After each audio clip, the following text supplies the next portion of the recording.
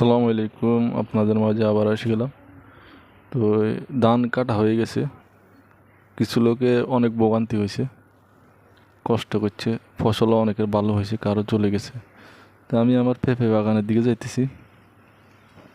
আমি এই রাস্তার সাইডে আসার পর একটা ছোটো মোটো একটা পেঁপে বাগান বানাইছি। ফুল আসছে যে এটা কি লটকন ফুল, মানে লটকন ককিয়া বলে যে সেটা। এখন এগুলো ফসল কেমন হয় আমার এক আইডিয়া নাই।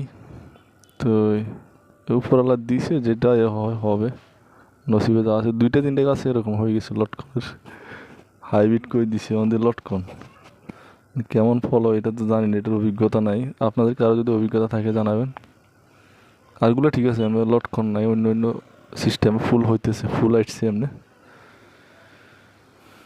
এই যে 26-27টা সারা রোপণ করছি, হাইব্রিডের মরিচে সারা রোপণ করছি রাস্তার সাইডে।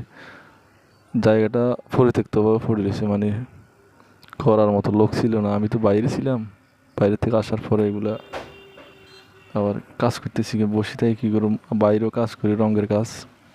এগুলো আসার পরে অবসর টাইমটা এখানে সময়টা কাটাই। তো বাংলাদেশের পরিবেশটা অনেক ভালো লাগতেছে আমার কাছে। আসার পরে মন চাইতেছে না আর বিদেশ যাওয়ার জন্য, যাওয়ার খেয়ালও নাই। সৌদি আরবে যাওয়ার খেয়াল হজের জন্য। ওকে, সালাম আলাইকুম সবাই।